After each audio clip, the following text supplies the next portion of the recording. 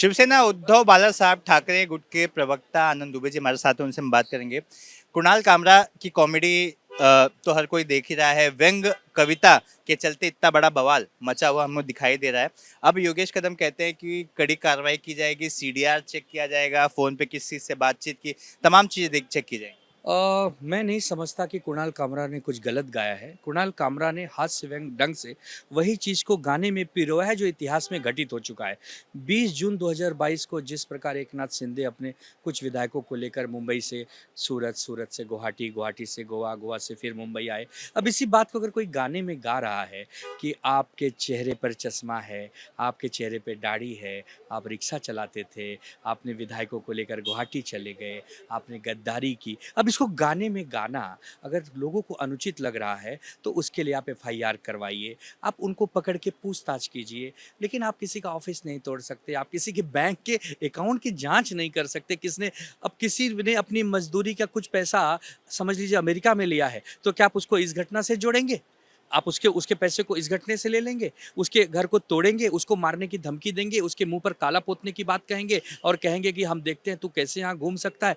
तो इसी को कहते हैं जंगल राज। जंगल राज क्या कोई अचानक एकाएक आसमान से नहीं आता है।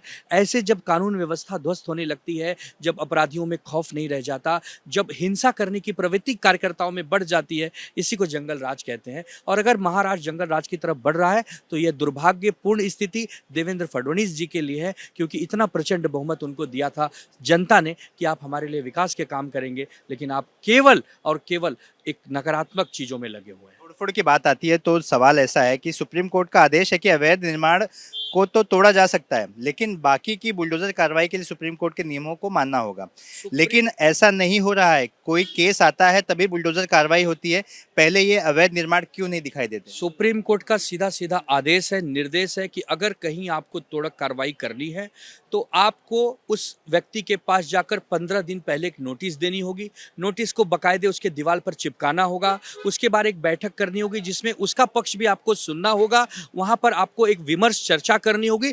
फिर आपको लगता है तो आप 15 दिन के बाद तोड़ सकते हैं। लेकिन चाहे उत्तर प्रदेश हो, चाहे अब नया महाराष्ट्र जो सरकार को यूपी सरकार को बुलडोजर एक्शन पर फटकार मैं लगा। वही कह रहा हूँ, चाहे उत्तर प्रदेश हो, चाहे भाई नया देवेंद्र जी का नया महाराष्ट्र बनाना चाह रहे हैं कि जहां पर अगर कोई ऐसा अपराधी सामने आता है तो तत्काल प्रभाव से उसको घर को ध्वस्त किया जाता है, उसको बुलडोज किया जाता है। तो ये सुप्रीम कोर्ट का एक सीधा प्रकार से उल्लंघन है। और आप देखिए ना, नागपुर वाली घटना में उन्होंने बुलडोजर चलाया तो कुछ ही घंटों के बाद रोकना पड़ा ना, सुप्रीम कोर्ट के हस्तक्षेप का। तो ये एक प्रकार से सरकार बैकफुट पे आती है, सरकार को फटकार लगती है। हम समझते हैं देवेंद्र जी एक बहुत बड़े नेता हैं, एक काफी अभ्यासु नेता माने जाते हैं, खुद पेशे से वकील भी रहे हैं। तो उनको तो कम से कम ऐसी चीजों में गंभीरता पूर्वक लेना चाहिए।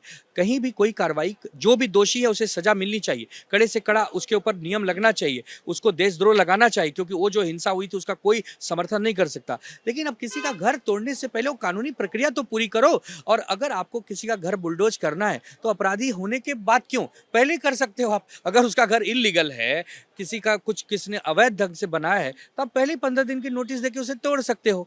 लेकिन सिर्फ घटना सामने के बाद तोड़ना मतलब आपकी नकारात्मक राजनीति को दिखाता है।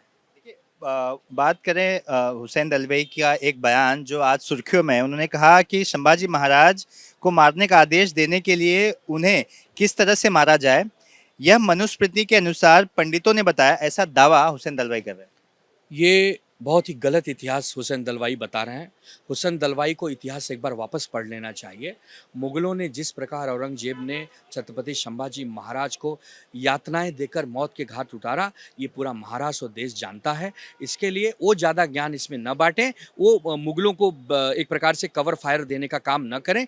हिंदुस्तान का मुसलमान मुगलों का समर्थक कभी नहीं हो सकता। ये हुसैन दलवाई जी को भी समझ लेना चाहिए। वो बहुत बड़े नेता हैं, हमारे लिए आदरणीय हैं। लेकिन अगर गलत इतिहास बताएंगे तो महाराष्ट्र की जनता तो एक नंबर इतिहासकार रही है। ये सुसंस्कृत महाराष्ट्र है, सबको इतिहास पता है कि क्या क्या हुआ था उस समय, कैसे 39 दिन की यातनाएं वो झेले थे। उसमें यहाँ की कोई मनुस्मृति या यहाँ के कोई पंडित या कोई और धर्म की बात ही नहीं थी। वो टोटल जिम्मेदारी औरंगिया की थी, वो टोटल जिम्मेदारी उस समय के हिंसक मुगल शासकों की थी। उससे हमारे देश के लोगों को जोड़ना गलत है।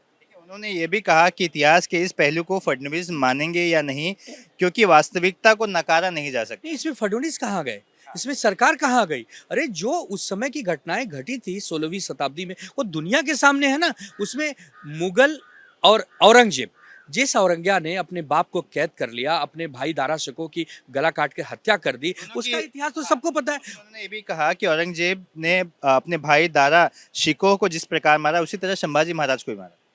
अरे दोनों की तुलना कैसे हो सकती है भाई? ये कौन से इतिहासकार है?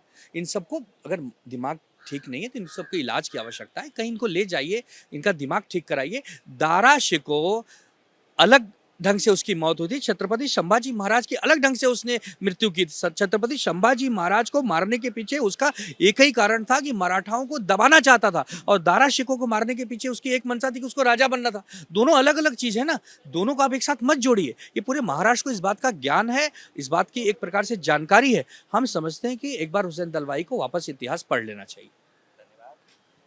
कैमरा पर्सन अजीत शिवतरकर के साथ सूरज उझा, एबीपी न्यूज़, मुंबई।